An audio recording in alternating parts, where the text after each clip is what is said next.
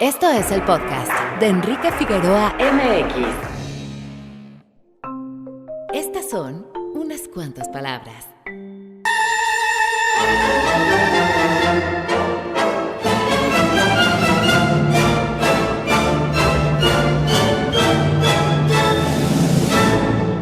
¿Qué es México? Es una pregunta sencilla con una respuesta compleja. Se las dejo a su consideración. Piensen por un momento en la pregunta y escriban o digan lo primero que se les venga a la cabeza. Cuando algún extranjero viene a México y me hace esa pregunta, me gusta llevarlo a un sitio en particular. Se trata de la salida del Museo del Templo Mayor en el centro histórico de la Ciudad de México. Ahí, mirando hacia la calle de Madero, se observan en primer plano las ruinas del Templo Mayor mexica, en segundo plano la Catedral Metropolitana de la Ciudad de México de tiempos novohispanos y finalmente en tercer plano, la Torre Latinoamericana del México contemporáneo. Si de sabores se trata, todo se puede resolver con un rico pero complejo mole poblano. Difícil es entonces el sentarse a escribir un texto que significa el preludio de un episodio dedicado nada más y nada menos que a los 200 años del nacimiento de una nación llamada México. Un nacimiento que, por cierto, a mí me gusta llamarle más bien un parto doloroso, porque en realidad los primeros años del México independiente significaron una sucesión de hechos y procesos difíciles que bien valdría la pena volver a revisar. Y es que, otro cuestionamiento es, ¿han terminado los procesos de nuestra nación? ¿Han cerrado estos? ¿O somos en efecto un país en continua evolución? Y para ti, Enrique, ¿qué es México? Para mí es desde luego mi familia, mi novia, mis amigos y mis recuerdos. El México que me ha tocado experimentar y al que yo he tratado de explicar.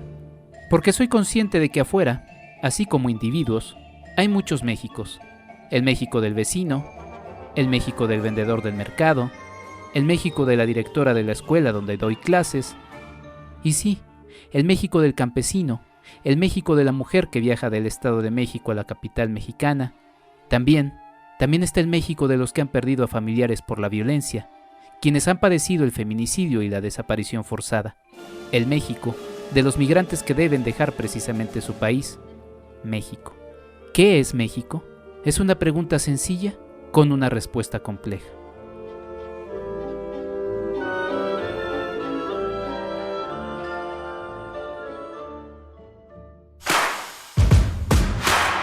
www.enriquefigueroa.mx. Bienvenido. Este es nuestro invitado de la semana. Muy buenos días, tardes o noches. Mi nombre es Enrique Figueroa Anaya y les doy la más cordial bienvenida a un episodio muy esperado desde que empecé este podcast, desde inicios de este año para la gente que nos escucha cuando se lanza. Saludos también a la gente en el futuro, pero bueno, estamos en 2021 y estamos justamente un 27 de septiembre de 2021 lanzando este episodio a 200 años del nacimiento de México. Le puse a este episodio y para ello invité, y me da muchísimo gusto y le agradezco mucho que haya aceptado la invitación, al doctor Rodrigo Moreno Gutiérrez. Él es doctor en Historia por la Facultad de Filosofía y Letras de la UNAM, es investigador titular a tiempo completo y es miembro del Sistema Nacional de Investigadores Nivel 1. Doctor, muchas gracias por aceptar la entrevista. Al contrario, Enrique, gracias a ti y saludos al auditorio. Pues muchas gracias, doctor. Pues voy a tomar una frase que tiene en uno de sus muchos textos, en donde dice: la guerra no comenzó en Dolores y mucho menos terminó en Iguala. Pues vamos a empezar un poquito por eso, porque se nos ha enseñado que comenzó en Dolores y medio ahí se nos dice que terminó en este evento del que tampoco queda tan claro pues mucho de la historia por situaciones que ya iremos viendo, doctor. Pues sí, es un planteamiento simple que en realidad esconde una interpretación un poquito más compleja que con mucho gusto comparto. Y es que usualmente cuando hablamos de la independencia de México, imaginamos cosas muy distintas cada uno y cada una de nosotros. Entonces, puede ser que imaginemos que esa independencia de México es el levantamiento de un pueblo que se asume como oprimido y que en ese acto encuentra o busca o pretende encontrar la libertad. O puede ser también que entendamos que la independencia es la firma de un documento a través del cual se busca el surgimiento y el reconocimiento de un Estado nacional, sea este con las características que sean. En realidad, una de las convicciones de aquellos que nos dedicamos a la historia de manera profesional es que todos estos acontecimientos, estos fenómenos puntuales, estas fechas y estos personajes son relevantes en la medida en la que los expliquemos en términos de procesos históricos. Entonces, la frase que me haces el favor de compartir tiene esa intención. Entonces, la propuesta es entender que la independencia es un proceso que involucra a todos estos fenómenos, a todos estos personajes y todos esos momentos que por una u otra razón se encuentran como o se dejan ver como importantes, como relevantes o como significativos. Entonces, si entendemos, como yo en lo personal entiendo, que la independencia es un enorme proceso histórico que tiene que ver, cuando menos, con dos realidades gigantescas y muy interesantes, que son, por una parte, la desintegración de las estructuras imperiales en América, o sea, la manera en la que los grandes imperios europeos dejaron de ser reconocidos como entidades gobernantes en todo el continente americano, eso por un lado, y por otro lado, el surgimiento de los estados nacionales, que es un experimento histórico fascinante que tiene, digamos, lugar desde la primera mitad del siglo XIX, pero que después sigue ocurriendo y que tiene todavía manifestaciones en el siglo XX, porque cuando en realidad se construye un Estado nacional, cuando existe una identidad colectiva, cuando la gente se reconoce a sí misma como parte de un Estado nacional, bueno, todo eso tiene que ver con el establecimiento de un Estado nacional y no tanto con la firma de 35 señores en un documento. Ahora, todo esto no quiere decir que no sea importante el grito de Dolores o que no sea importante el acta de independencia que estamos conmemorando ahora mismo, sino que en realidad es más interesante acercarse a esos episodios emblemáticos a partir de esos significados que nosotros mismos les cargamos o que muchos después de aquellos que los protagonizaron les fueron cargando, les fueron, digamos, untando como capas de barniz. Entonces me parece muy interesante ir como deconstruyendo esos significados que generaciones posteriores le han ido atribuyendo a acontecimientos concretos. O sea, yo creo que esa es una manera muy interesante de acercarse a fenómenos que imaginamos que tenemos perfectamente conocidos, como el grito de Dolores. Pues en realidad, o sea, a los ojos de un historiador es muy difícil saber qué ocurrió el 16 de septiembre de 1810. No sabemos. La pura verdad es que no sabemos. Y tenemos, en cambio, murales y frases y, digamos, imágenes en la cabeza tan claramente establecidas que no corresponden con ese momento, sino con lo que generaciones posteriores han imaginado de ese momento y por la importancia que le atribuyen, porque creen o se ha creído que ese es digamos, el grito de libertad, el parto de una nación que se asumía oprimida. Y no es que esto no tenga sentido. Lo que pasa es que es interesante verlo como la interpretación de un conjunto de personas con respecto a un acontecimiento histórico, ¿no? Que ocurrió, pues, o hace 2 días, o hace 10 años, o hace 150 años, ¿no? Entonces, con lo que nos estamos enfrentando es con las muchas maneras con las que tanta gente ha tratado de entender esa historia. Por eso digo yo que no empezó la cosa en Dolores ni terminó en Iguala o en México con los trigarantes o con la firma del acta, porque depende de aquello que queramos entender que la independencia fue. Si la independencia fue un proceso de desincorporación imperial, un proceso de descolonización, pues ¿cuándo comienza? O sea, no comienza un día. ¿Con qué criterio vamos a entender que comienza? ¿Con un criterio económico, comercial, social, político? Nos vamos hasta el mismo siglo XVI para buscar el principio, nos vamos hasta el siglo XVIII. Es relevante la guerra, porque dentro de la frase que aludíamos al principio, pues yo hablaba de guerra.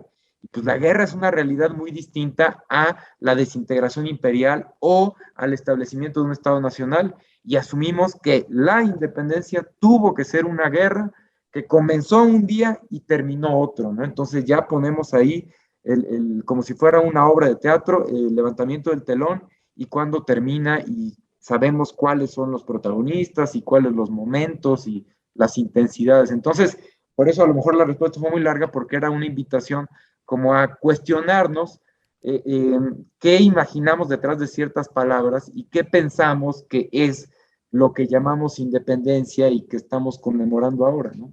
Sí, bueno, es que son muchos asuntos muy complejos los que se van metiendo. Yo también podría poner, por ejemplo, el asunto de los intereses políticos, ¿no? Que de por qué elegir ciertas fechas, por qué hacer énfasis en eso, y también, y a partir de ahí, derivado de lo mismo, la forma en la que se nos enseña historia, ¿no? Ya en otro momento hablaré, es un tema que también me interesa, y también a 100 años de la SEP y demás, hablar de cómo se nos enseña la historia y la importancia de estas fechas. Nada más para la gente que nos está escuchando, pues quizá hacer la reflexión de por qué no se ha definido tal cual un momento de fin de la Revolución Mexicana. ¿A qué obedece que no se le haya dado esa? Porque continuó de acuerdo a los políticos del momento, no sé, se los dejo ahí a reflexión y ya lo platicaremos en algún otro momento. Doctor, pues bueno, en la complejidad de todas estas situaciones habría que tratar de ver un poquito el panorama. No me quiero ir a mucho porque sería interminable, justamente como usted lo menciona. Su propia carrera se ha dedicado a tratar de ver todas estas aristas que hay metidas en la situación, pero pues vamos a lo más cercano, la situación en España.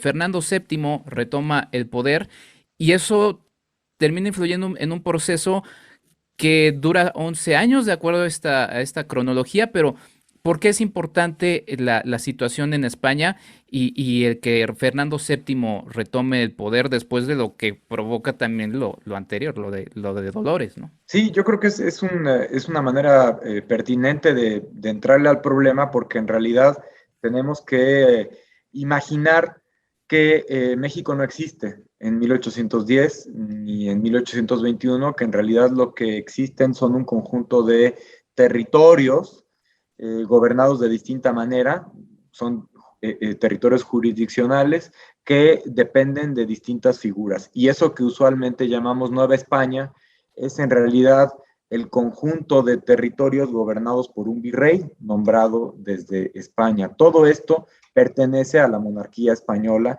y Nueva España no es la única en el continente americano que está organizada de este tipo. Es un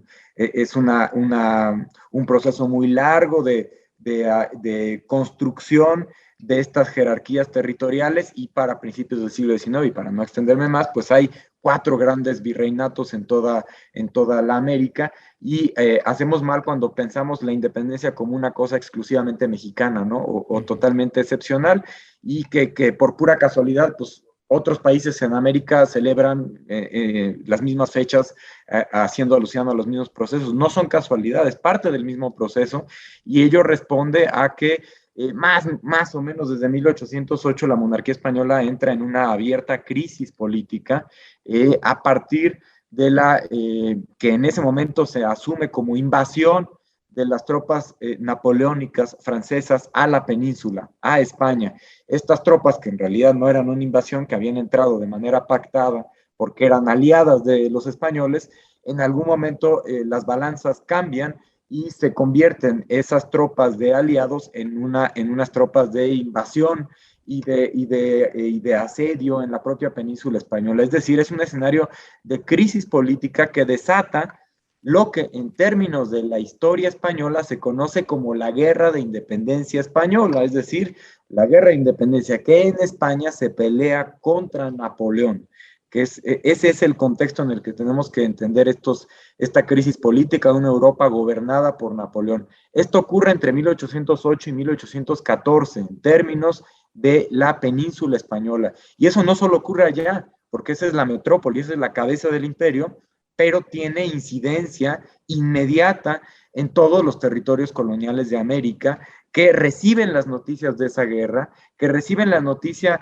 de que las cabezas de la monarquía española, que en un primer momento era Carlos IV, el padre de Fernando, y después Fernando, que había jurado la corona como rey gobernante y adquirido el nombre de Fernando VII, todos son, digamos, capturados por Napoleón en territorio francés, que también esto es un episodio muy interesante. No fueron capturados, acudieron a Napoleón para resolver sus diferencias interiores, sus disputas dinásticas, y al final el trato, así digamos, gestionado por Napoleón, llevó a los dos a renunciar a sus derechos sucesorios sobre la monarquía española y a entregarle la corona española al propio Napoleón, quien a su vez se la dejó a su hermano José Bonaparte. Ese rollo inmenso es en realidad lo que conocemos como crisis política. Es una crisis, es una crisis política gigantesca a la que muchos reaccionan con las armas en la mano. O sea, hay muchísimos levantamientos en España cuya noticia se recibe en América desde 1808, y esas noticias abren discusiones. Eso es lo interesante, que en un tipo de gobierno no apto a la discusión, cuando gobierna un rey en una monarquía absoluta, nada se discute porque el rey decide, el rey es el soberano, y esa decisión tiene un origen trascendente del poder, que es la divinidad. Eso no se discute porque es rey, porque así lo quiere Dios, punto. Acá se abre un margen de discusión muy interesante. Ya no está Carlos IV, ya no está Fernando VII, se supone que están cautivos, pero muchos otros están gobernando en su nombre desde España, y en su nombre quieren seguir gobernando América. Eso abre un margen de discusión. ¿Por qué ustedes quieren gobernar América? Y ese ustedes son juntas de gobierno, son instituciones emergentes que se disputan el gobierno, sobre todo en 1808, después se organizan para que esa resistencia no se rompa y para que se siga reconociendo esa cabeza imperial española en América. Pero ya hay un margen de duda tremendo. Y conforme la crisis política y la guerra en España avanza y va perdiendo, la realidad es que las tropas napoleónicas van ganando la guerra para 1810, son muchos los súbditos americanos en muchas capitales de América que interpretan que el imperio se perdió, que España está perdida. No tendría por qué no serlo si ha ocurrido en muchas otras monarquías de Europa en ese momento, con Napoleón triunfante. Es la etapa más expansiva del imperio napoleónico. Entonces, que no hay que traicionar al rey. El rey está cautivo y no puede gobernar, pero se puede levantar en su nombre para gobernar en su nombre los territorios americanos desde América. Ese es el razonamiento que en realidad impulsa los movimientos después llamados revolucionarios en Buenos Aires, en Santa Fe de Bogotá, en Caracas, en Santiago de Chile, y ese es también el razonamiento, pero con un matiz muy distinto, que ocurre en la Nueva España en 1810, porque se había tratado de establecer una junta con ese razonamiento en 1808 y se generó una suerte de golpe de Estado que depuso al virrey en 1808 y que por eso envió, digamos, a la clandestinidad toda la discusión política, y que mantuvo desde México otro margen de discusión. Ahora no solo es cuestionable quién gobierna desde España en nombre del rey toda América, sino quién gobierna desde la Ciudad de México el resto de las provincias, porque es un gobierno golpista. Y estas discusiones sobre el gobierno, la cuestionabilidad de quién es quien gobierna, es en realidad lo que desata las conspiraciones, bueno, que más o menos se conocen y se refieren en 1809 en Valladolid, en 1810 en Querétaro, que propician o que de algún modo habían estado lidiando como un proyecto, una suerte de levantamiento más o menos controlado, pero que termina siendo un levantamiento popular descontrolado en 1810. Pero por eso el nombre de Fernando VII está ahí latente, y por eso su figura se mantiene vigente en la primera etapa de la lucha. y yo sé que me fui muy atrás, pero esa figura de Fernando VII sigue vigente, porque Fernando VII en realidad no gana la guerra, los españoles no ganan la guerra contra Napoleón, es Napoleón quien la pierde, es un periodo de contracción del imperio que para 1814 no tiene más remedio que devolverle la corona a Fernando VII, reconocerlo como gobernante de la monarquía española. Fernando VII regresa entonces liberado por Napoleón a gobernar de manera absoluta la monarquía española, desconoce todos los experimentos constitucionales que habían generado muchísimos impactos en toda la monarquía, pero que América ya había desatado otros canales de denuncia y de demanda y de guerra y de disputa. Entonces no se puede regresar como si nada hubiera ocurrido en los 6 años anteriores, y Fernando VII trata de regresar como si nada hubiera ocurrido y de gobernar de manera absoluta y de entender que esa disidencia americana en realidad le era fiel y que estaba simplemente auspiciada por malas influencias y por un entendimiento de la rebelión que tenía que concluirse con represión militar. Y entre 1814 y 1820 se generan movimientos muy serios militares de represión en toda América, que en realidad terminan o sofocan los experimentos revolucionarios en buena parte del continente, salvo por ahí el Río de la Plata, en donde en realidad ya no llega a ser reconocido de nueva cuenta Fernando, pero Nueva Granada, Venezuela, Centroamérica, Perú y Nueva España, todos esos experimentos revolucionarios con distintas propuestas de gobierno, algunos republicanos, pero eran experimentos, ensayos que no habían terminado por construir estados en ningún caso. En realidad casi todos fracasan para 1814 y 15, al menos en términos militares. La inquietud política sigue vigente, ha corrido mucha sangre, pero es Fernando desde el trono en Madrid que trata de volver a gobernar. Las cosas siguen radicalizándose en términos políticos en esos 6 años, no solo en América, también en España. Y esas experiencias liberales de gobierno que se habían desatado entre 1810 y 14 no se olvidan, y en 1820 se recuperan. Es un golpe, digamos, un pronunciamiento militar que tiene muchos ecos civiles en toda la península, los que obligan a Fernando VII a restablecer la vigencia de la constitución política que había gobernado la monarquía española entre 1812 y 14. Eso se llama la Constitución de Cádiz. Y eso que ocurre en España, de nuevo, no lo leamos solo España versus América, sino en términos de la monarquía española. Y todos aquellos territorios que se reconocían como integrantes de la monarquía española en 1820, que no eran pocos, que seguían disputándose en muchos lugares con las armas en la mano, aquellos que sí se reconocían partícipes de la monarquía española, restablecen la Constitución de Cádiz en 1820. Entonces, por eso me interesaba plantear la primera etapa, porque son como cuestionamientos al poder, es una forma de no de destruir, pero sí de debilitar la legitimidad que durante los siglos anteriores se había ejercido de manera extremadamente vertical desde la corona española. Entonces, todos estos cambios hacen ver una debilidad interior que por eso llamamos pues crisis política, que tiene distintos ritmos y distintos momentos, en algunos casos estalla en crisis bélicas, en guerras abiertas, en otros es sobre todo una crisis política por cambio de régimen, pero son muchos en muy poco tiempo. Todo esto va como desgastando esa manera de gobierno en América, y por eso es muy importante recuperar ese contexto ya más inmediato de 1820 como nuevamente constitucional, no solo en España, sino, ahora sí, cerremos un poco el foco, también en Nueva España.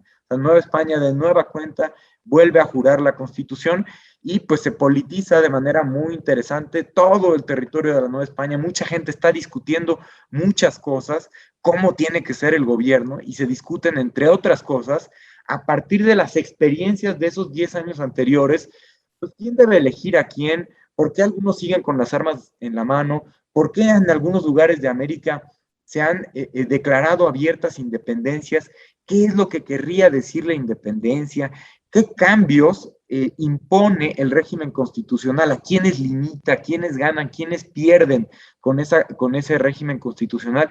Esas son discusiones abiertas en las prensas, con libertad de imprenta, que se desatan desde, digamos, el verano de 1820. Ese es como el contexto más inmediato de lo que ya encontramos en 21 como independencia abierta o formal.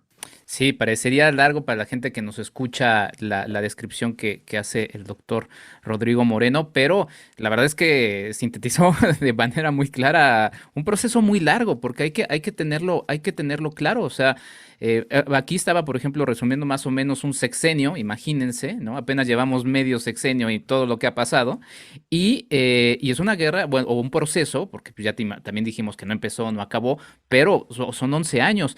A ver, doctor, ¿cuál es la situación? Porque sí, lo que sucede en España, regresa Fernando VII y demás, pero ya aquí se cimbró algo, hay todo un movimiento, los insurgentes surgieron en 1810, matan muy pronto a Miguel Hidalgo, pero se queda Morelos como una figura muy fuerte, hay territorios ya controlados por los propios insurgentes.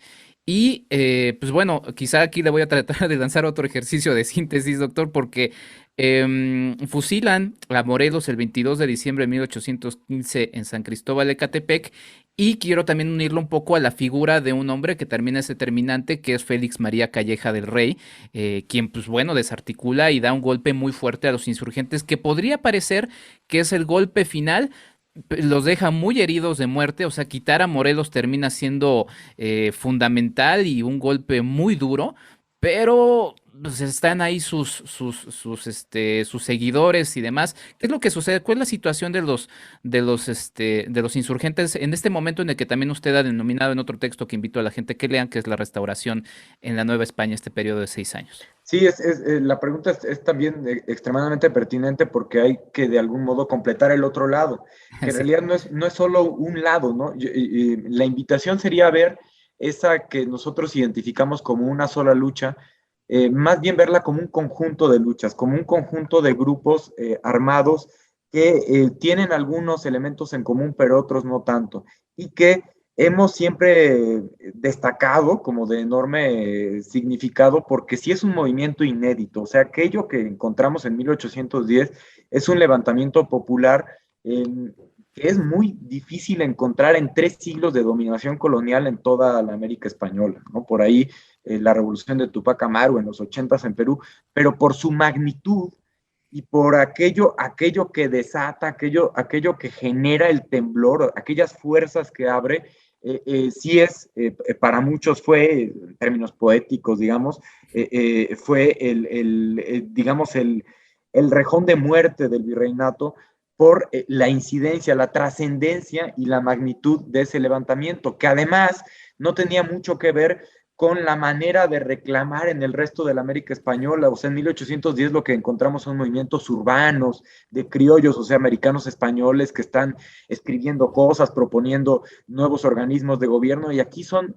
muchos miles de personas, sobre todo provenientes de comunidades indígenas, o sea, de repúblicas de indios, que era el organismo al cual estaban adscritos, y son fundamentalmente indios, de repúblicas de indios e indios laboríos que trabajaban para haciendas y minas en el Bajío, son aquellos los que impulsan ese movimiento. Ahora, ese movimiento gigantesco que llegó a tener, se calcula, es imposible saberlo, más de 100,000 personas, que es brutal en un virreinato que tenía la Nueva España más o menos 6 millones de habitantes.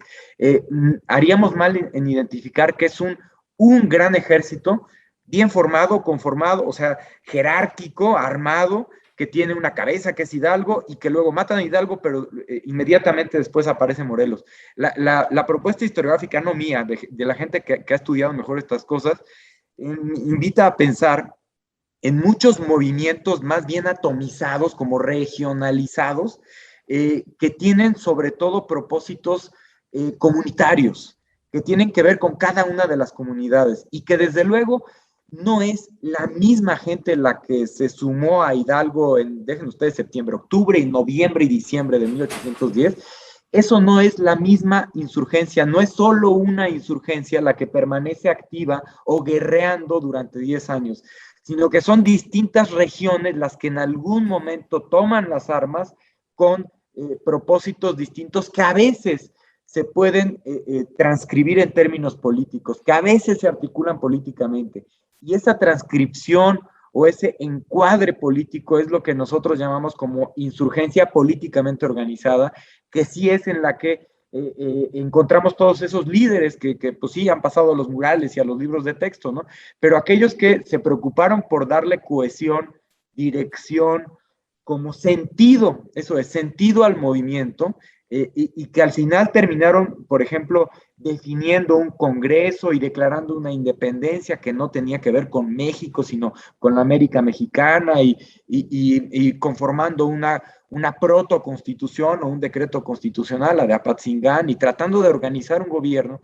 Ese es un tipo de insurgencia que no necesariamente explica las diferencias de las rebeliones que en muchos momentos surgían y se apagaban y que a veces se coordinaban y a veces no. Es un tipo de movimiento más guerrillero, sobre todo en la segunda mitad de la década, a partir de 1815 y 20, más en términos de la historia militar o de la logística, lo que se podría llamar guerra de guerrillas, porque no está totalmente coordinado y está más bien replegado y no busca controlar toda una territorialidad, sino subsistir, sobrevivir. Y a veces esos movimientos tienen intencionalidades políticas más definidas, y ya lo digo, a veces están coordinados unos con otros y a veces no. Y perdón, ese es el tipo de movimientos armados que vemos subsistir en ese sexenio absolutista de 1814 a 20, que no es que sean menores ni irrelevantes, lo que pasa es que no tienen esa magnitud demográfica, no son tan grandotes como la rebelión que originalmente se organizó, es un decir, que apareció en el Bajío, ¿no? Y que después se movió y alteró, pues, los valles de Toluca, estuvo a las puertas de México, llegó hasta Guadalajara y luego, pum, pareciera que desapareció. No era la misma gente. Son regiones que por distintos motivos, que ahí sí habría que ir casi caso por caso, mantenían activas ciertas luchas. Y particularmente identificamos para 1820 y 21, la vigencia de aquellos grupos que se mantenían sobre las armas en el sur de México, es decir, lo que hoy es el actual estado de Guerrero y que identificamos como la insurgencia de Guerrero, pero que no era únicamente Guerrero, y no era únicamente ese grupo rebelde, o sea, había otros en Tierra Caliente Michoacana, otros en Tierra Caliente de Jalisco, otros en la región montañosa de Puebla, en los llanos de Apan, en la región selvática de Veracruz, en fin, hay un montón de grupos que están replegados, que no controlan ninguna ciudad importante, pero que sí, por ejemplo, tienden a interrumpir rutas comerciales vitales. Por ejemplo, la de México con Acapulco. Por ejemplo, la de México con Puebla o la de Puebla con Veracruz. Entonces van y vienen y nunca terminan por dejarle informar a las autoridades, sea Calleja, a quien mencionabas hace rato, sea Apodaca, quien gobernara, nunca terminan por poder informar que todo está pacificado, porque en realidad estos grupos se mantienen vigentes. Ahora, es un tipo de insurgencia que, dado que se mantiene sobre las armas, tiende a radicalizar sus miras políticas. Por ejemplo, aquellos guiños o presencia del nombre del rey en el primer momento insurgente, o sea, Hidalgo siempre habló de Fernando, de la figura del rey, todavía en la primera etapa de Morelos se sigue viendo presencia del nombre del virrey, que ya en 13 se rompe. Bueno, para aquellos grupos que más o menos tienen cierta coordinación y objetivos políticos, es muy claro que uno de los propósitos de su lucha es cortar la vinculación política, la subordinación política de estas tierras con respecto a la metrópoli. Por lo tanto, generar una independencia en ese sentido, o sea, romper ese lazo, ese vínculo político y en esa medida generar una independencia. Eso, si se fijan, es una parte del problema. La otra es independencia de qué, qué es lo que se crea. Eso en realidad no está del todo dicho, no existe ese México tal cual imaginado y completamente entendido de manera semejante por Bravo y por sus seguidores, por Guerrero o por Pedro Asensio, quien tiene características totalmente indígenas en su lucha y así lo deja ver, o de las que tiene Gordiano Guzmán en el sur, o Juan Álvarez, es decir, no está México detrás de estos planteamientos, está una necesidad de ruptura política, una idea de igualdad y además una convicción, en algunos casos mejor enunciada o más claramente afinada que en otros, de que buena parte de estos problemas tenían que ver con un régimen monárquico. Entonces, que podía ser la República una solución a ciertos problemas de desigualdad, de represión, de explotación, en fin. Pero en realidad el tipo de demanda que une estas rebeliones tiene que ver con la propuesta de romper con un vínculo político, y esa es la traducción en la que tendríamos que imaginar que se plantea la independencia, ¿no? Entonces, sí, no es la intensidad de 10, pero sigue vigente, y no es una, son muchas insurgencias enquistadas, radicalizadas, más combativas, pero digamos más acotadas regionalmente. Ese es el escenario, digamos, guerrillero o rebelde para 1820, 1821. Yo titulaba este episodio, bueno, se titula todavía 200 años del nacimiento de México, pero con todas estas complejidades que ya marca el doctor Rodrigo Moreno, hay que pensar también que, o sea, el 28, que es la firma del acta del 28 de septiembre de 1821, pues no nace así por generación espontánea ya punto México. Hay que pensar pues todas las guerras y conflictos que serían y sucederían en ese siglo XIX. Yo le llamaría también un parto bastante doloroso de la nación, porque tarda mucho tiempo, y estos asuntos que bien nos marcaba el doctor, todas estas situaciones locales serían cosas que terminaríamos, pues, aquí me estoy asumiendo como mexicano, ¿no? Cargando con los años posteriores. ¿Por qué entra el ejército de Estados Unidos tan fácil? Porque eran territorios que se consideraban de alguna manera autónomos, ¿no? Separados de lo que sucedía en el centro. En fin, es todo un proceso muy, muy complicado, y bueno, también por eso el doctor Rodrigo Moreno lo ha estado estudiando por muchísimo tiempo, y por más que queramos tratar de resumirlo en un solo episodio de podcast, es imposible. Voy a hacer una pausa, doctor, porque quiero entrarle quizá a la parte final de este proceso que se conoce como la consumación. Hay muchos textos en donde justamente el doctor también pone en duda este concepto, pero bueno, vamos a entrarle un poquito a esto. Ya regresamos a esto que es el podcast de Enrique Figueroa MX. Estamos hablando de 200 años del nacimiento de México. Ya regresamos. Hablemos de diseño y construcción con el arquitecto Jorge Figueroa Márquez. La Nueva España siempre fue un rico territorio que atrajo a los extranjeros, no solo a aquellos que deseaban dominarla, sino también a quienes que, como hombres sabios de su época, deseaban acercarse para explorarla y estudiar sus riquezas. El barón Alejandro de Humboldt desembarcó en el puerto de Acapulco el 22 de marzo de 1803. Durante su estancia realizó viajes de estudio por el territorio, principalmente a las regiones mineras. Humboldt señala que fue en el Real Seminario de Minería donde realizó sus cartas geológicas, para lo que contó con la ayuda de varios alumnos, entre los que destaca la colaboración de Rafael Dávalos.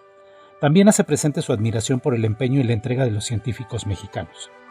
Asimismo, criticó las condiciones de vida y la opresión que privaba en las minas que visitó, y señaló que el monopolio español era el culpable de que el avance científico fuera obstaculizado a cada paso dentro de la Nueva España. Es muy probable que todas estas críticas y comentarios hayan servido para reforzar en algunos de los oyentes sus sentimientos independentistas y abrazar la causa insurgente que culminaría en 1821. José Antonio de Rojas, catedrático de matemáticas del Colegio de la Purísima de Guanajuato, tuvo trato con el cura de Dolores, Miguel Hidalgo.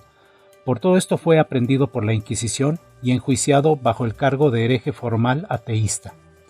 En esos momentos de agitación se encontraban en Guanajuato trabajando en la mina de la Valenciana los ingenieros de minas Casimiro Chobel, José Mariano Jiménez, Rafael Dávalos y Ramón Fabié, quienes congregaron a los mineros para unirse al movimiento insurgente. En reconocimiento a la ayuda que le habían prestado en la toma de la ciudad, Hidalgo nombró como coroneles de infantería a Casimiro Chobel y a Ramón Fabié, y también reconoció la ayuda prestada por los demás jóvenes ingenieros, por lo que nombró a José Mariano Jiménez capitán de artillería y a Rafael Dávalos director de la fundición de cañones. De esta manera fue como desde los primeros momentos del movimiento de la independencia, varios alumnos del Real Seminario de Minería se unieron al mismo. Su capacitación como ingenieros de minas fue muy útil en las batallas contra las tropas del Regimiento de la Corona. Sin embargo, terminaron aprehendidos por las fuerzas reales. Rafael Dávalos estuvo muy cerca de ser dejado en libertad, pero le fue encontrado un papel que contenía un informe acerca de los cañones que había fundido, por lo que fue llevado al campamento de la Jalapita y al día siguiente fue fusilado con 30 personas más, por la espalda como traidor al rey. El ingeniero Casimiro Chóvel, administrador de la Valenciana, coronel de su regimiento y organizador de la primera casa de moneda insurgente, murió ahorcado. También fue ejecutado el joven practicante Ramón Fabié. Después de estos acontecimientos y antes de que Calleja saliera de la ciudad de Guanajuato, este destruyó la casa de moneda que Hidalgo había mandado establecer y envió a México las excelentes máquinas que en ella trabajaron, así como una considerable cantidad de barras de plata que en ella había. También envió como trofeo el gran cañón llamado por los insurgentes Defensor de América y que había sido construido por los jóvenes ingenieros. José Mariano Jiménez logró salir de la ciudad para reunirse con Allende y los demás jefes insurgentes. Se dirigió a San Luis Potosí, donde reunió una respetable división, la que aumentó aún más con la llegada de Fray Gregorio de la Concepción al frente de las tropas y la artillería que sacó de San Luis. La misma fecha en la que Calleja abandona Guanajuato, Jiménez salió hacia Matehuala y después de tomarla partió con dirección a Saltillo, a la que entró como vencedor. Al paso de Jiménez por diversas entidades del país, se le reunieron algunos egresados del Real Seminario de Minas, entre ellos Isidro Vicente Valencia, quien había terminado su carrera y realizaba su práctica en Zacatecas, en donde se unió al movimiento. Poco tiempo sobrevivió Jiménez a sus compañeros ingenieros muertos en Guanajuato, ya que fue apresado junto con Allende en Acatita de Baján, Coahuila, y fue fusilado por la espalda como traidor al rey. Su cabeza, al igual que las de otros líderes insurgentes, fue enviada a Guanajuato para ser ensartada en garfios y colocada dentro de una jaula que se colgó en los muros de la Alhóndiga de Granaditas a lo largo de 10 años. Años después, con el triunfo de la independencia nacional, los científicos mexicanos dieron nombre a las nuevas especies y géneros que descubrían en honor a los valientes ingenieros mexicanos. Tal es el caso de la Sexmenia, por José Mariano Jiménez, el de un silicato de alúmina Chovelia, por Casimiro Chóvel, y al yoduro de plata, el de Valencia o Valencita, por Isidro Vicente Valencia. Hoy en día, el patio principal del Palacio de Minería en la Ciudad de México, podemos encontrar los nombres de estos distinguidos ingenieros mexicanos que lucharon por la libertad de su país con el sacrificio de sus vidas. Hasta la próxima. Hablemos de diseño y construcción con el arquitecto Jorge Figueroa Márquez. Sigue a Marc y Mazá en @marquiamx en Facebook y en Instagram. @Enrique Figueroa MX en Facebook y en Instagram. Y después de esta pausa retomamos nuestra charla con el doctor Rodrigo Moreno Gutiérrez. Doctor, otra vez, perdón, sé que lo estoy obligando a este asunto de la síntesis. Yo soy terrible en la síntesis, entonces me siento todavía peor. Pero a ver, voy a lanzar algunos nombres porque me encontré un dato muy interesante en uno de sus muchos textos que al final les diremos dónde pueden revisarlos. De todas maneras, googlean el nombre del doctor y ahí aparecen muchas de sus participaciones. Pero a ver, está Ignacio López Rayón, ¿no? que participa en esta etapa. Está Javier Mina, que viene desde España. Están, ya le dedicamos un episodio a Agustín de Iturbide. Vamos a tratar de dejarlo un poquito fuera porque justamente como dice, así como la conquista no fue solamente Hernán Cortés, pues Iturbide no fue solamente y por eso lo estamos dejando un poquito fuera, aunque ya le dedicamos un episodio. Pero me encontré con un texto y una parte muy interesante de uno de sus textos en donde se menciona pues toda esta parte de los indultos, ¿no? Está el virrey Juan José Ruiz de Apodaca, que entra en 1816 y empieza a hacer algo que ya estaba, la política de indultos, pero que termina agudizando de manera muy importante. Y lo que me encontré y que me pareció muy interesante es que hay muchos, obviamente muchos que aceptan, ¿no? Porque la situación se había tensado, el propio Iturbide también había ido hasta secuestrado a familiares y demás, una situación muy muy dura. Pero esta situación de indultos pone en el anonimato a muchos otros personajes a nivel local que no están en estos nombres, pues sí, como López Rayón, como Mina. Ya entraremos ahorita en Guerrero, que no acepta. Pero, ¿qué nos puede decir brevemente de estos indultos y de estos personajes? ¿Se está investigando algo sobre ellos, que finalmente también pues, son parte de este parto doloroso de México? Sí, un montón de cosas interesantes tocas, Enrique. Antes del corte, hacías una sugerencia bien interesante de cómo tendríamos que imaginar esos problemones del siglo XIX. Y sí, o sea, no podría estar más de acuerdo porque justo la manera en la que estamos planteando la independencia es como una cosa distinta, o en todo caso complementaria al problema del establecimiento del Estado Nacional, cómo esos territorios, cómo esos grupos de personas comenzaron a gobernarse o a cohesionar un territorio tan gigantesco, y por qué tendríamos que imaginar que ese México ya estaba perfectamente establecido con la firma del acta. Y pues para ejemplo y para caso más claro que el de Centroamérica, que sí forma parte del Imperio Mexicano, y damos por descontado que eso fue una anomalía que no tendría por qué haber ocurrido, se separaron rápido y ya quedó México, ¿no? Y en realidad sí es, bien lo dices, es un proceso muy complejo de todo el siglo XIX, de literalmente crear conciencia de una identidad nacional y una organización colectiva.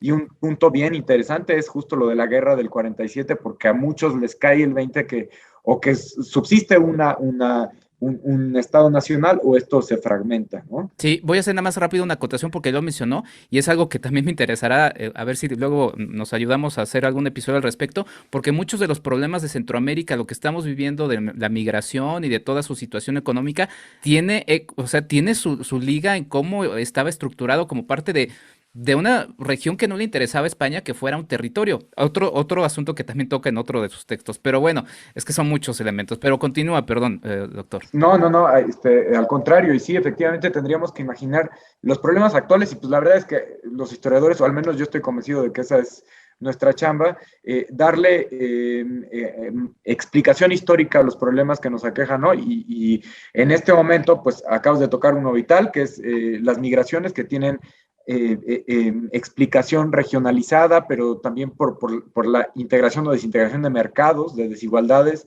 de distintas condiciones de explotación y de crecimientos totalmente desiguales. Y el otro tiene que ver con la violencia. Y lo ligo con la pregunta que dejé volando, la política de indultos. Lo primero que tengo que decir es que sí se está estudiando este asunto, que es interesantísimo y no ha atraído suficiente atención, pero un queridísimo colega mío está haciendo su tesis doctoral sobre la política de indultos, Óscar Zárate, en el Colegio de México, y esperamos ya muchísimo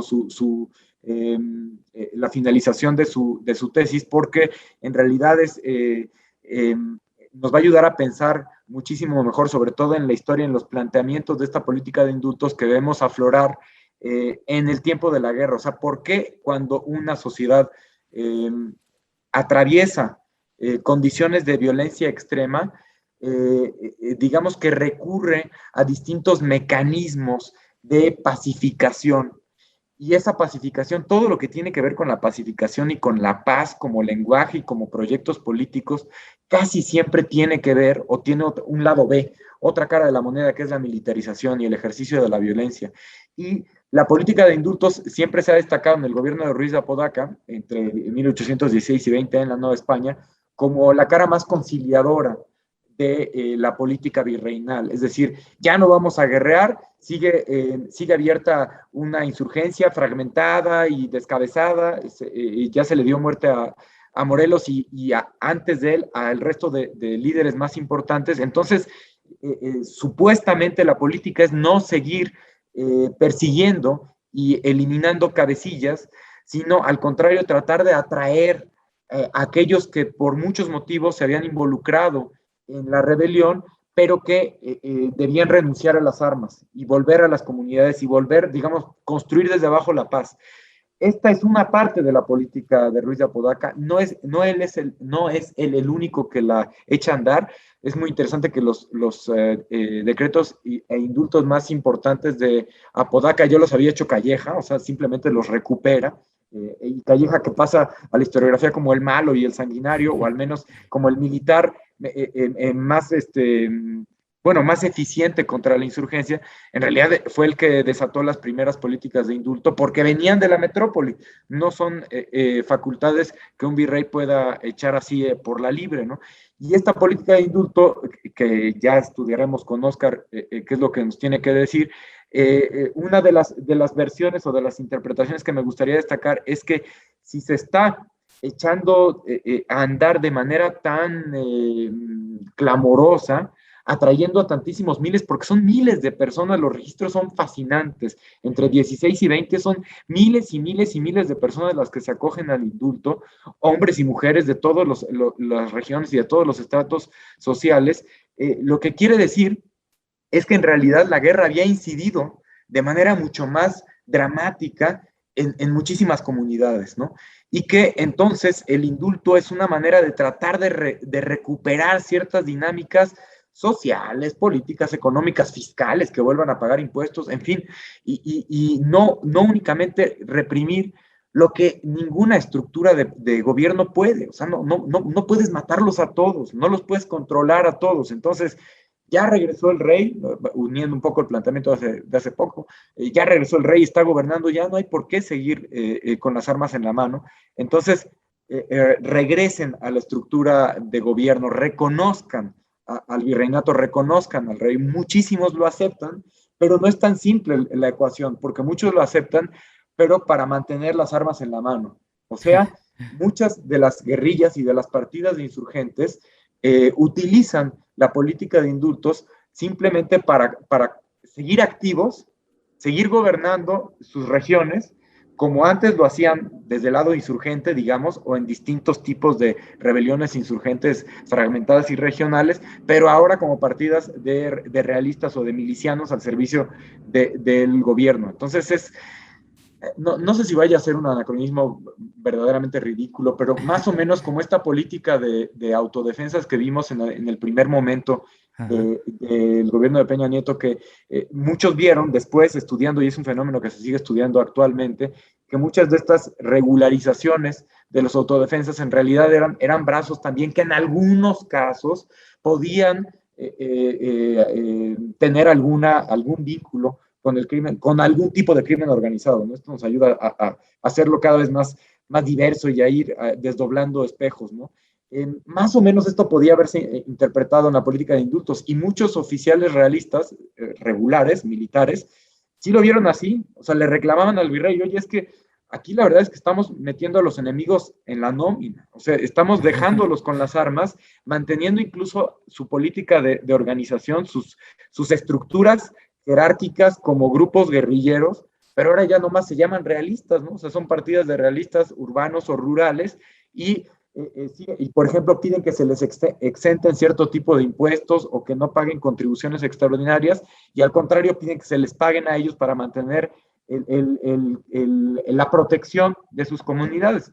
No suena tan distinto a lo que hemos visto en algunos momentos del siglo XXI mexicano, ¿no? Entonces, lo que a mí me gusta ver en estos fenómenos, que creo que, o sea, apenas son esbozos, hace falta explicar e investigar muchísimo, es ver el impacto de la guerra, el impacto de 10 años de guerra en las comunidades y en el ejercicio de esos pueblos, que la verdad es que no tenga nada que ver con Hidalgo, Morelos, Mina, Guerrero y la independencia. Yo creo que sí tiene que ver, ¿no?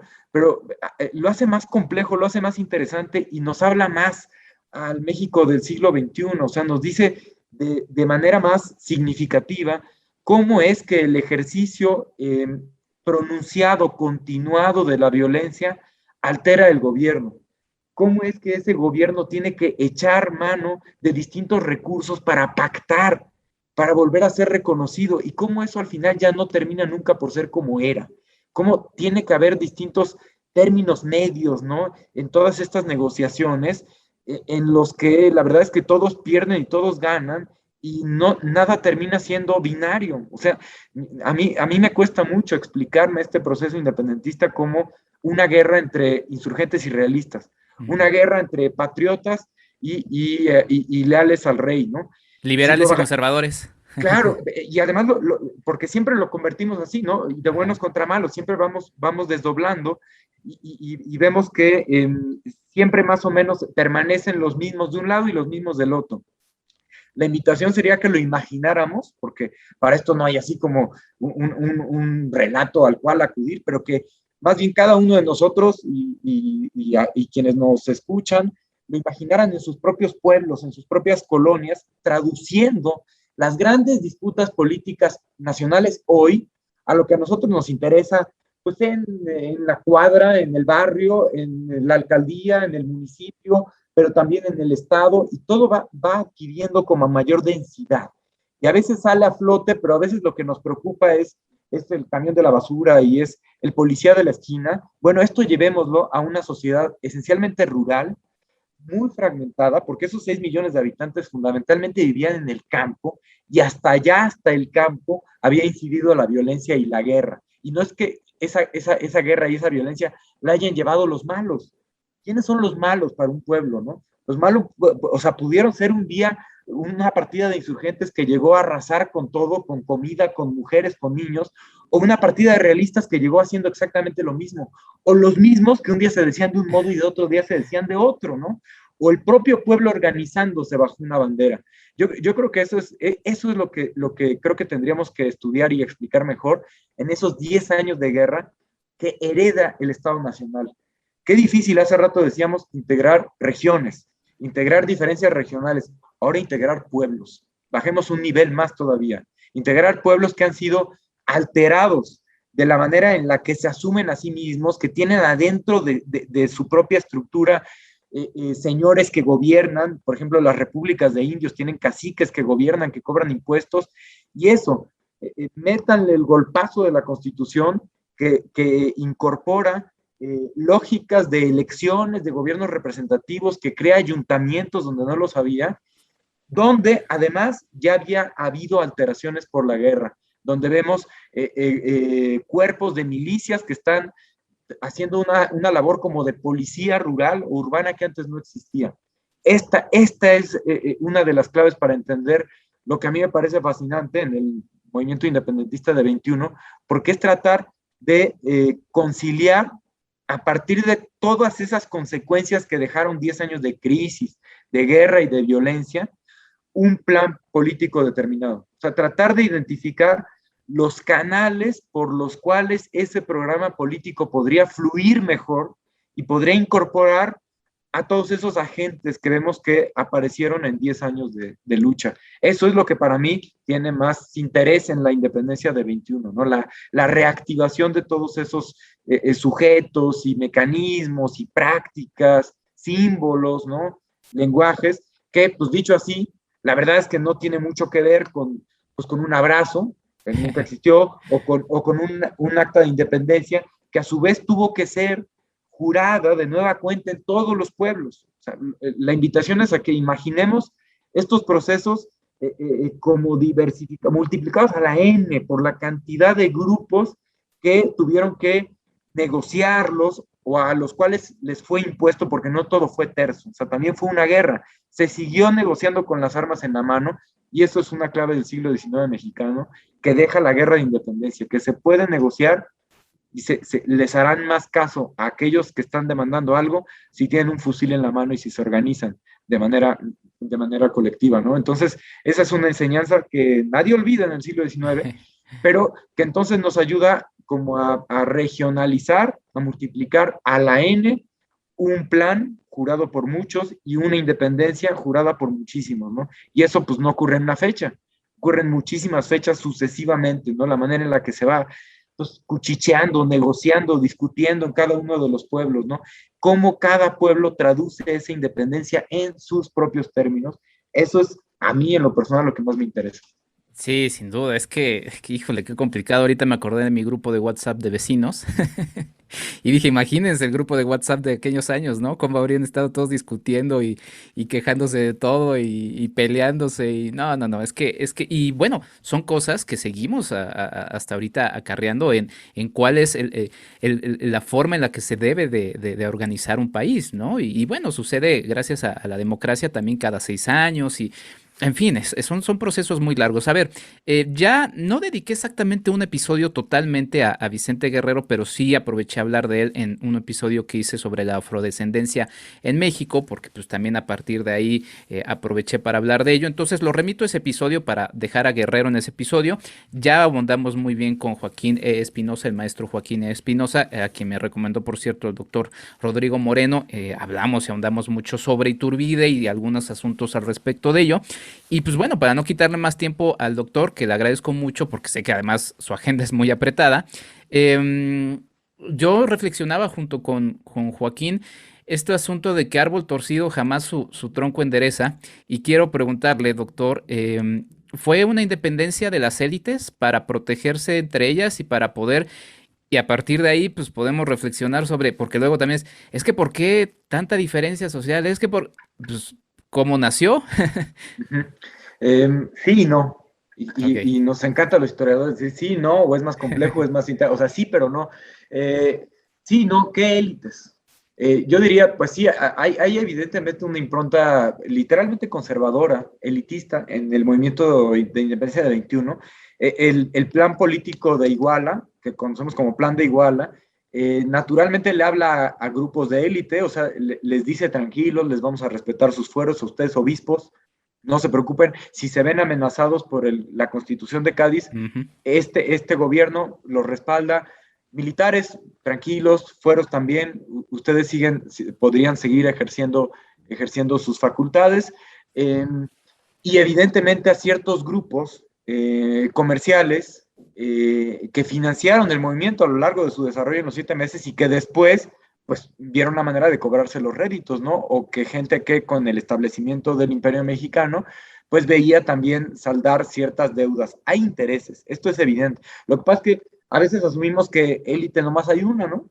Y hoy en Sí. día vemos un montón de élites, o sea, hay una élite que, pues, a veces sí coinciden en las mismas personas, pero de verdad sí son diferentes élites. Una es la política, ¿no? La élite política hoy en día no necesariamente tiene que ver con la élite económica, o la financiera, o la de los medios de comunicación, o la académica, o sea, no sé, Sí. depende del criterio que obtengamos. Yo lo que creo es que sí es un movimiento que busca atraer a grupos poderosos, el de 21 sin duda, pero que con eso no lo explicamos en su totalidad. Que yo creo que, abusando otra vez de este planteamiento, si regionalizamos y diversificamos la independencia del 21, es muy interesante pues, ver que esas élites en un pueblo es la élite del pueblo. No es que no sean importantes, pero aquellos que gobiernan un pueblo y que, por ejemplo, los que lograron asimilar y controlar el gobierno de su pueblo a partir del régimen constitucional y se vistieron de ayuntamiento, de regidores y de alcaldes, y que con ese barniz representativo de la legitimidad política siguieron gobernando, pues esos también son élite, ¿no? Y eso es muy distinta, la élite de Saltillo, a la de Guanajuato, a la de Campeche, a la de Ciudad Real, ¿no? Entonces, son muchas élites, algunas habrán ganado y otras habrán perdido, pero no es una sola. Y yo veo una élite que sí perdió, la élite que finalmente había gobernado, había logrado gobernar la Nueva España militarizada y que en 1821 también entra en crisis. O sea, para mí queda muy claro, después, sobre todo a partir o sea, de la segunda mitad de la década de guerra, que se militarizan no solo el gobierno, sino las provincias. Y que esas provincias se militarizan porque hay individuos que con la experiencia de guerra dicen gobernar mejor y sofocar la rebelión. Y esos individuos, militares regulares, con experiencia en el frente de batalla, son usualmente españoles peninsulares de origen, españoles europeos, los otros son españoles americanos. Esos españoles europeos que fueron llegando en distintos momentos de la rebelión, al final terminaron conformando un grupo más o menos cerrado, con sus muchas disputas, pero un grupo más o menos cerrado. Ese grupo no entró en la trigarancia. Esa élite sí perdió. Y no es que sean los malos de la película. Ellos creían que estaban haciendo su trabajo. Y eso lo mismito ocurre en Perú. Y llega a tal punto la división de ese grupo que hay un golpe de Estado bien interesante en julio de 1821, ya cuando la trigarancia está prácticamente controlando, ha logrado convertirse, o sea, sumar apoyos y controlar como movimiento la inmensa mayoría de las provincias novohispanas. Hay un golpe de Estado en la Ciudad de México, así como el de 8, otro en 21. Con uno abre un proceso y con el otro pareciera que termina por concluirse. Y ese golpe de Estado lo único que nos deja ver es las muy distintas, los muy distintos entendimientos del conflicto al seno de la élite gobernante militar europea, ¿no? Entonces hay un virrey depuesto, Ruiz de Apodaca, y una junta de guerra que coloca ahí a un militar que tenía en realidad poca experiencia en América Española, Francisco Novella, que es el que trata de gobernar y de mantener la Ciudad de México los últimos meses, y que si no llega O'Donoghue y se firman los tratados de Córdoba, y literalmente eso es otra historia, dijeron, Novella se podría haber apertrechado, y el sitio y la toma de la Ciudad de México podría haber sido extremadamente violenta. Y eso nos habla de las diferencias de grupos, ¿no? Y junto con ellos salieron unos 2,000, 3,000, en algunos conteos dicen 4,000 expedicionarios, la mayor parte de ellos europeos, españoles, que de Veracruz, de la costa de Veracruz, los mandaron a Cuba en distintos momentos entre 1821, 22, esto lo estudió bien Juan Ortiz, y que pues también no encajaron en el plan, eran élite. Los de tropa quizás no, pero sus jefes sí, ¿no? Entonces, creo que sí es un movimiento de élites, pero no solo. Y creo que esas élites se tienen que explicar o historiar en términos de las jerarquías y de las redes y de las bases que supuestamente controlan. Y esas bases no son pasivas, ¿no?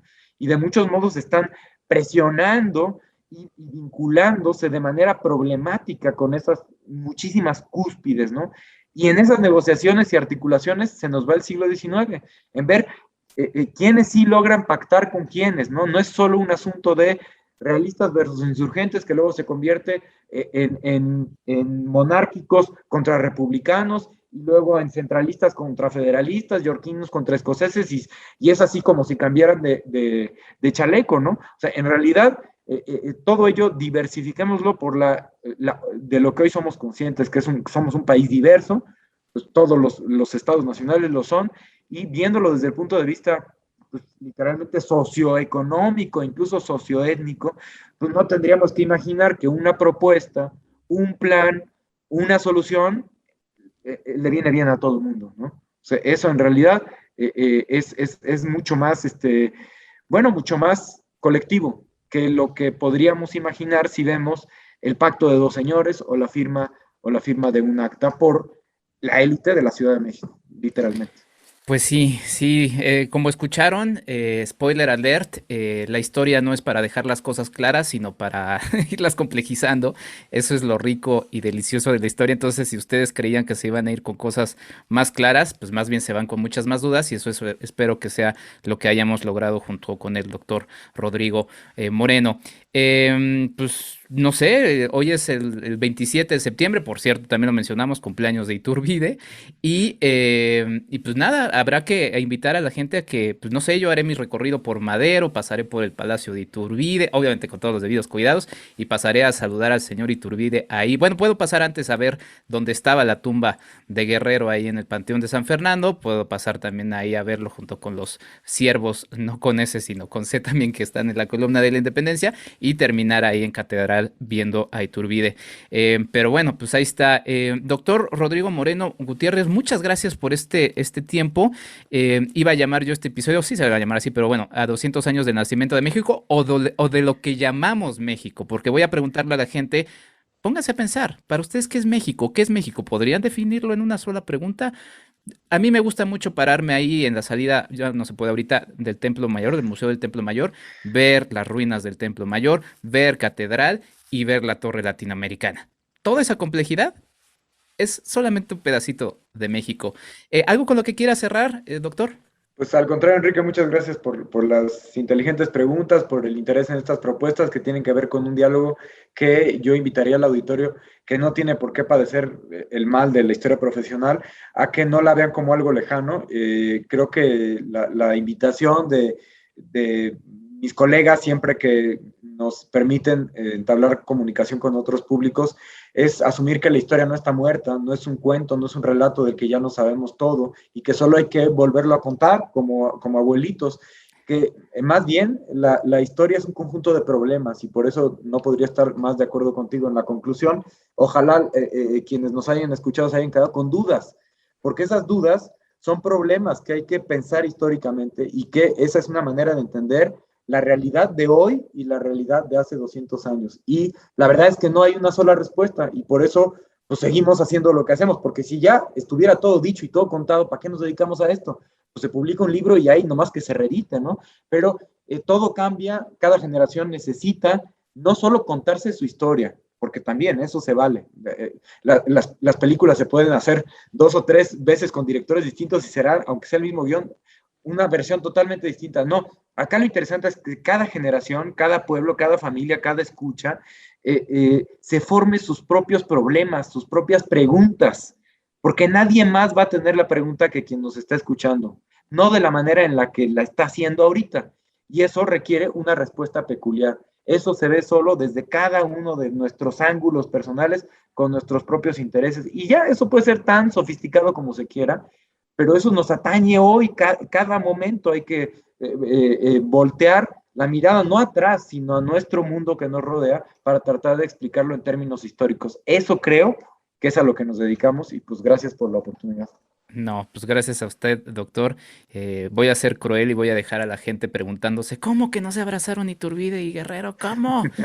Pues entonces, ¿dónde pueden seguir sus redes para seguir sus demás charlas y que la gente se quede con ese cliffhanger de demonios? Pero entonces, ¿qué? Pues desde luego vamos a estar bombardeando a todo el mundo con esto del Bicentenario, pues ni modo, o sea, es cierto que hay que aprovechar el espacio que se nos da, pues es momento conmemorativo y pues en los días anteriores y en los siguientes, pues además ya todo queda en redes con respecto a programas y tal, pero haciendo eco de lo que amablemente trajiste a colación en varias de las preguntas, pues sí tengo todas las publicaciones colgadas en la página de academia.edu, en mi perfil, que es como el Facebook de la academia, de los ñoños, ahí colgamos nuestras publicaciones. Muchas de ellas están en la página institucional de mi instituto de históricas de la UNAM, y en redes trato de también compartir cosas de interés colectivo que se producen a veces desde el ámbito académico, y ahí está mi perfil Rodrigo Moreno GU, para quienes quieran seguir en Twitter. En Facebook no tengo, pero yo creo que en esos lugares, e invitarlos a todo el mundo a que contrasten sus preconcepciones, a que digan también si les defraudó esta versión, si querían escuchar del abrazo de Acatempan, y que eso, o sea, que se imaginen por qué eso en realidad dice poco de todo lo que ya platicamos, pero que tendría que ser explicado, o sea, que en eso podríamos encontrar significados y símbolos e historias y relatos interesantes. Así que, nada, a complicarse la vida, que parece. A complicarse. Exacto, sí, bueno, futureando, porque este episodio sale el 27, ¿qué? ¿Va a echarse un chilito en nogada, doctor? Bueno, pues las fiestas son fiestas, ¿no? Y también esta idea de que el historiador va regañando a todo el mundo y la fiesta no tiene sentido, pues no, la fiesta y la identidad existe y eso hay que ser parte de, ¿no? Los chiles en nogada hay unos muy buenos y otros no tanto. También creo que fue un invento del siglo XX. Ya también se está haciendo esa historia. Ahora ya hasta el Club de Fútbol Puebla dice que está jugando en honor a los chiles en nogada y que eso tiene 200 años. Pues no. También la historia de la cocina es bien interesante, pero hay que comer, hay que beber y hay que disfrutar. También todo lo que puede ser explicado históricamente hay que comerlo, beberlo y disfrutarlo. Bueno, pues ahí va otra alegoría para que se imaginen lo complejo de nuestra historia. Pues nada más póngase a pensar en los ingredientes del mole poblano, ¿no? Exacto. Sí. Muchas gracias, doctor Rodrigo Moreno, y felices 200 años de esto que llamamos México.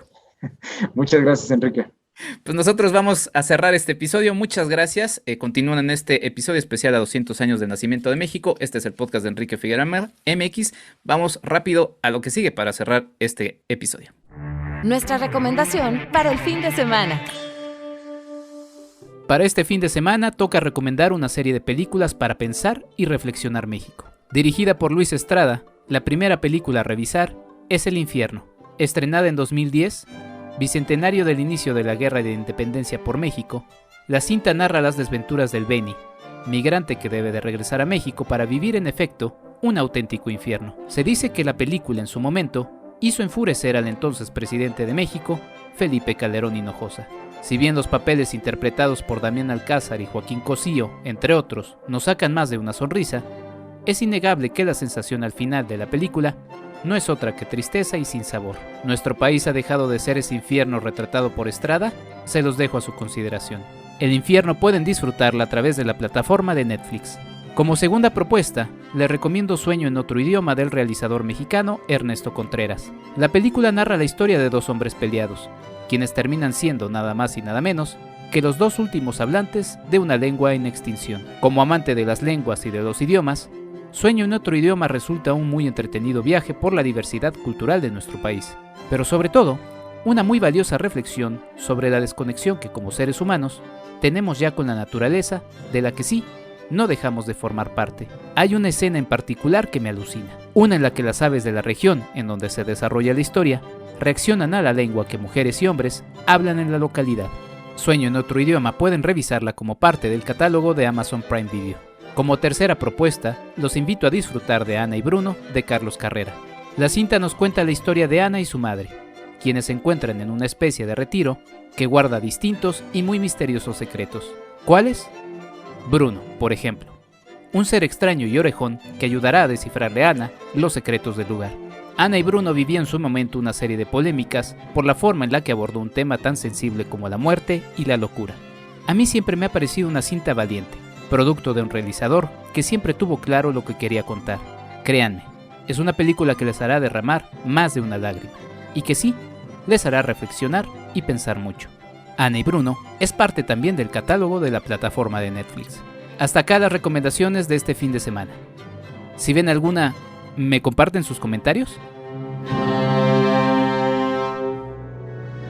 ¿Quieres ayudarnos a hacer más contenido? Tu apoyo es fundamental. Entra a www.patreon.com/Enrique Figueroa MX y elige entre las muchas recompensas que tenemos para ti. Desde un agradecimiento en este podcast hasta tu participación en un cineclub en línea donde tú puedes elegir el tema. Además de 50% de descuento en nuestros cursos, talleres y tours.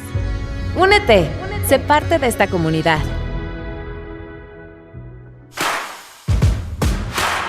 @EnriqueFAMX en Twitter. Hasta acá este episodio dedicado a los 200 años del nacimiento de México como nación. Sin más, los dejo, agradezco mucho su atención y ya saben, si les gusta esto, compártanlo, si les gusta muchísimo, no dejen de ser Patreon en patreon.com/Enrique Figueroa MX. Muchas gracias a mis Patreon, muchas gracias Claudia Villegas, muchas gracias Ligia Plácido, y sí, a pesar de todo, felices 200 años a México, nuestra nación. Pensemos, reflexionemos y sigamos construyendo para que cada quien desde nuestra propia trinchera sigamos construyendo esto a lo que llamamos México. Mi nombre es Enrique Figueroa Anaya. Nos escuchamos hasta el siguiente episodio. Hasta la próxima.